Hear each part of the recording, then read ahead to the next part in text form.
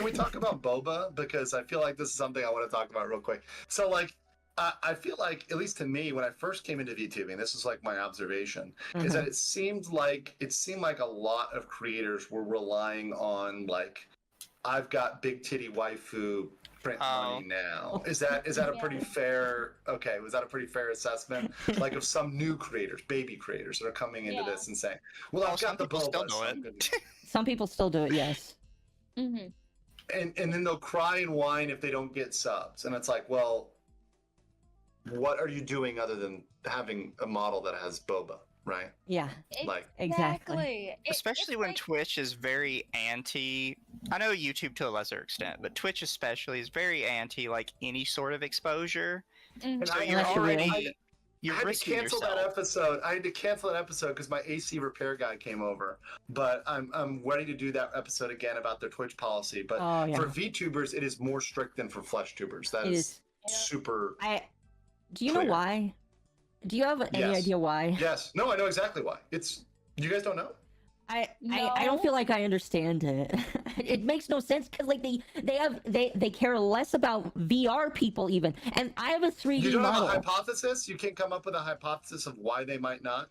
I have two hypotheses actually. Okay, I have go ahead. I want to hear. The real life one, and then I have the conspiracy one. The real life one is real humans really can't affect like how they look necessarily. As a VTuber, you are specifically choosing how you want to look. So to a degree, you have specifically designed yourself to be hypersexual.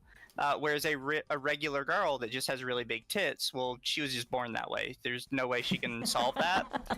My second conspiracy is that every guy that manages Twitch is just a massive coomer, which is why simp is a banned word on Twitch, and they just prefer 3D women. This is both. By the way, so this is both of these things are true, and beyond that, it is the personal relationships. This is something that is actually been pretty proven behind the scenes. Because remember, VTubing is new, and Twitch has been around for a while.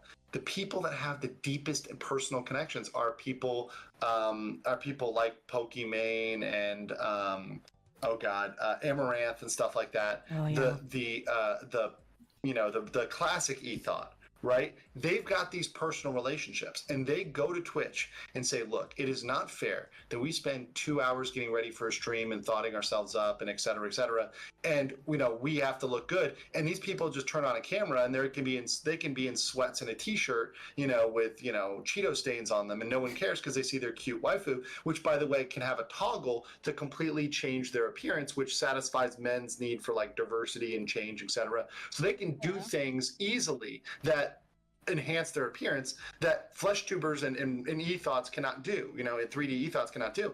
They said, look, you need to sandbag these people, because if you don't, they're going to take over. So they say, okay, yes. They also all think, all of the Twitch mods, they're huge simps. They're all usually mods. A lot of the Twitch staff are mods in the chats of these large creators, right? They're like deeply tied in with them.